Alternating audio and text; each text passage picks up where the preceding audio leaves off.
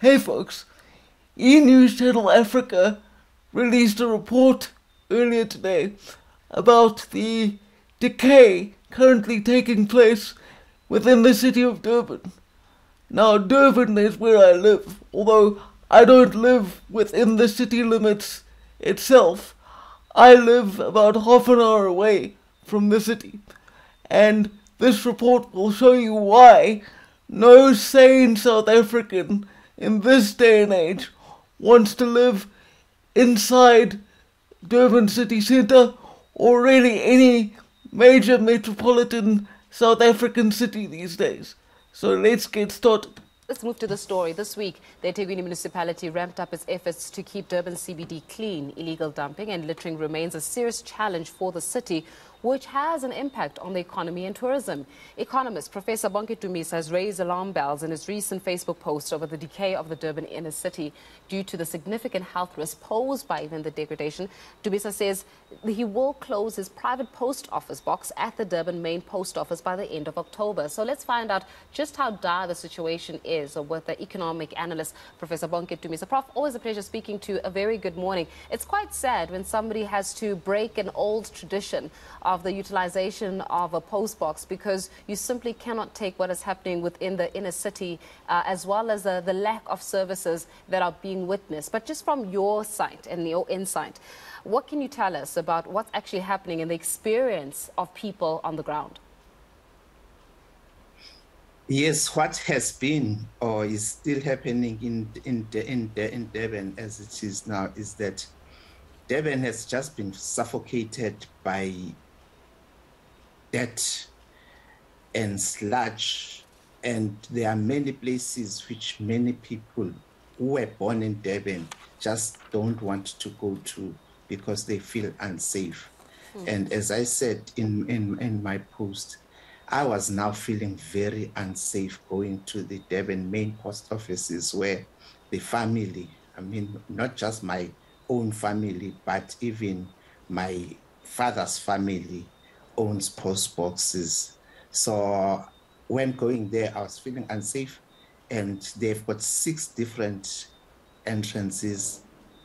They closed all 5 and only one on the side of the road in Gardner Street is still open, and you feel very unsafe going there and unhealthy because, to use a very uncomfortable word, you feel like puking when you go through that entrance. So I am happy to say after that, because it was not an easy thing, because I don't make political statements. After that post and the take up by the various platforms of the media, the eThekwini went out of its way to try and address some of those hotspots that I highlighted. I'm yet to go to the post office to see if ever they've done anything there, but I am getting feedback from different quarters, even from people from far away from KwaZulu-Natal, saying thanks Bonke for having raised this thing. Okay, there's a couple things I want to point out here. Firstly, this man is worthy of immense respect for getting onto a national platform and saying what he's saying, because given the political dynamics within South Africa, it is very dangerous for black intellectuals to publicly speak against the behavior of the ruling party and those in power, because generally when that happens, they are dismissed as sellouts. Sellout is the term most often used in the South African context, but Americans might be more familiar with the phrase Uncle Tom. I know that there are worse words than that, but I won't repeat them here on the internet because I don't think that that is helpful or productive to do so. Another thing I'd like to explain is you might notice that both the anchor and the man being interviewed here are referring to Durban both as Durban and as eThekwini. eThekwini is the tribal word or the tribal name for the city of Durban. And it is traditional for most cities and municipalities in South Africa to have Western names and traditional tribal African names. So I just thought I'd clear up that ambiguity for you. Yeah. So I'm just uncomfortable that it has to force people to go out on social media and scream before a Taekwon or government can do things. It's not healthy. But I'm happy at least they've come to the party, and I've been assured by people right in the council and their spokesperson and the one deputy city manager, and their photos all over of Taekwon municipality cars escorted by the Taekwon Metro Police to sort out different areas. So it's good, but it must not be just for PR exercise, just for the next few days. We will be monitoring them over the next 5 years. But I believe them that at least they mean well this time. You know, Prof, this conversation in itself is disheartening. And it's disheartening from the place of, number one, it should never have gotten to a point where, and you like saying that politics and economics are like Siamese twins, and you don't like necessarily engaging in the politics of the country, but you were pushed to a point where you can no longer remain quiet about what is happening within the inner city of Durban. Number two, what is also disheartening is the fact that in order for something to be done, something had to be, you needed to scream. And that's not service delivery. Certainly that is not what South Africans vote for when they go and they place their X on that preferred candidate on the ballot paper. It's not service delivery. And I wonder if the likes of yourselves are speaking out, how many more people do not have a voice, and yet they are enduring and having to survive these kinds of gross living conditions. It says something about perhaps a reflection on who's leading us at the end of the day. It's wrong that you have to write and post and complain before something gets done, when clearly when you voted, especially at local government level, you voted thinking that the people that you voted for were going to give you the basics of service delivery. What I feel the need to say here is that it's genuinely surprising to see a news anchor on any mainstream channel get this passionate and this emotional in the defense of ordinary people. South African journalists try to maintain this mask of impartiality, and they don't often show their emotions purely because pragmatically they need to appear fair and balanced, or important people won't speak to them. So it is actually quite comforting to see a journalist finally being honest about a very serious and depressing situation. I agree with you on that one. And the sad part about it is that then many people are voting with their feet. I am an advocate of the High Court, and I've seen many advocates in our chambers and elsewhere just moving out of the Durban CPD, and other lawyers and other professionals. And we've seen the number of international tourists coming to Durban diminishing and reducing by over 82%. Durban is preparing for the summer season, where most of the people want to be in Durban. And under these circumstances, you are pushing them away. And some of us have been trying to lure people to Durban to say, come and enjoy life in Durban. So it has been disappointing.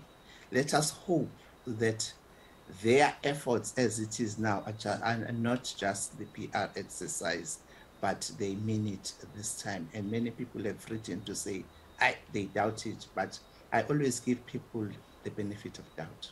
Yeah.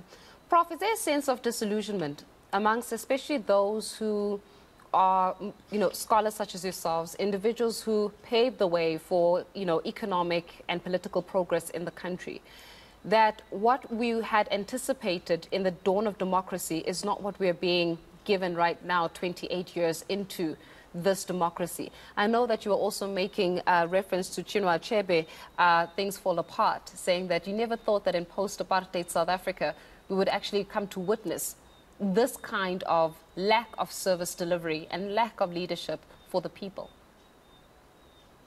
It is disappointing, and I must, as you are quoting me there, referring to China Achebe, things fall apart and no longer it is. I was blessed to be one of the people who studied in the United States of America and in the United Kingdom. And in both instances, after finishing my studies there, I came back to South Africa because I said I wanted to be part of the solution. And I would hate to regret it one day to say, maybe I should have just remained there like some of the people we left South Africa with to study in those places did. So that's why then I simply said, I'm not going to keep quiet. I'll never keep quiet when things are getting worse in front of our eyes. I must be absolutely clear here about what a risk he's taking in speaking out like this so frankly, because in doing this, he's going directly against the grain of South Africa's political elite. And when you do this in South Africa, you don't just lose opportunities, you don't just lose friends, you don't just lose the favor of your colleagues, you put yourself very often at risk of physical danger. He could be killed for speaking out this way, so he's being very courageous in doing so. And I'm happy then that it has triggered something. I will be monitoring. I am not a politician. I am an economic analyst, and I follow trends. And if ever, I hope I won't be forced to resort to the same thing of screaming out loud. Well, let's talk about the trends.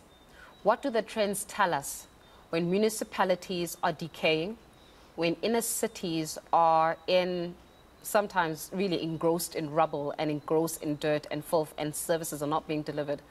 What economically now, what do the trends actually say to us about countries that allow their spaces to actually degenerate to such an extent? People, not just tourists, people leave those cities. You know, everyone who knows Joburg knows that many people really don't want to go to the CBD, despite all the good efforts that Joburg City has been doing in order to bring people back there. So many people are moving to the outer areas of Joburg to say, yes, we can do business there. The same thing with Tshwane and Bloemfontein. So with Durban, as I said, many professionals are leaving, and I can tell you, an average professional who has offices in the Durban CBD pays over 120,000 rands a year at least to have their business in their offices there. So if ever just 100 of them leave the city and they say, well, we are going to be stationed, as many people have moved to Mhlanga and Balito, then it means the city is going to lose revenue here, and it's not guaranteed that it will still have that same revenue. Yes, in Mhlanga it will still be coming to them, but when it goes to Balito, then it's another council. So they must be wary of this thing, because when people leave the business, mainly the businesses, it means you are cutting down on your revenue into the city, and then you'll be forced to push up the rates and the tariffs. And when you do that thing, you push people even more out, and it destroys the revenue base. And most cities, including Durban, are struggling with their income generation, and it's not good for the economy. I hear you loud and clear, Prof. Before I let you go, in these instances, and I mean, we're just talking trends now, economic trends and the like, and social economic trends, do people become more despondent in these kinds of situations, right? If we continue to have this kind of degeneration of our living conditions, do we become more despondent and almost accept the status quo as a people? Or do we do the opposite and revolt? I've seen two sides almost of the coin In some spaces, people become even more despondent and say, you know what, this is the government that we have, let's just live with it, or we find better economic opportunities outside of the country. And in other instances, you've got people saying, actually, hold on a second, we can change government here. If you don't want to live with us, if you don't want to abide, we can actually change and shift you so that you're no longer in power. In South Africa's kind of political and socioeconomic sphere, as you're observing society, what kind of people are we? Are we the ones that become despondent and accept, or are we the ones that actually say, it's only a matter of time before we get you out of government? It is the middle ground, because in most instances, people are realistic enough that you can change governments as much as you want, but if ever you've not changed the mindsets of both the politicians and the community, then things will not change. Because, for example, when you look at the Durban issue, it is not just a question of the local government not delivering on cleaning the city, etc. Even us as the residents are also careless. I've made the example that you drive behind a very expensive German sedan, SUV or SUV, and the people are driving in it right in the middle of West Street. They open the windows and throw out a bottle, a can of Coke, or even a bottle of Savannah.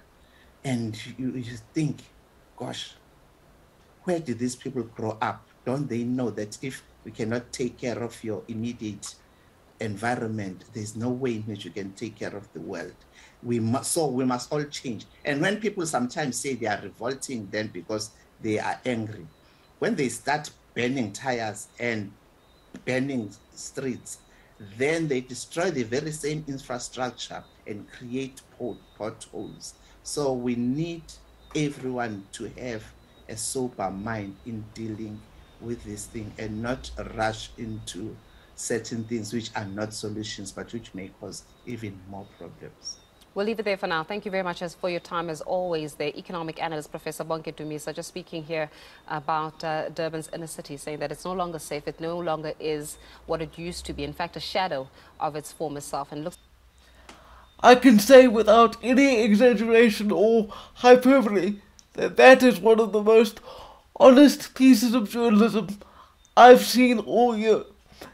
It's actually really refreshing to see people being able to openly discuss the facts of the matter on one of the largest platforms that South Africa has available. So I hope that this has been enlightening and meaningful for you, because it's really made a difference to my day, and I'm feeling slightly better about things as they stand, even though things as they stand don't look too good. But if we are ever to rectify the situation or to improve things, we have to be having honest conversations of this nature, or we'll never get anywhere. Anyway, that's all for now, and for now, farewell.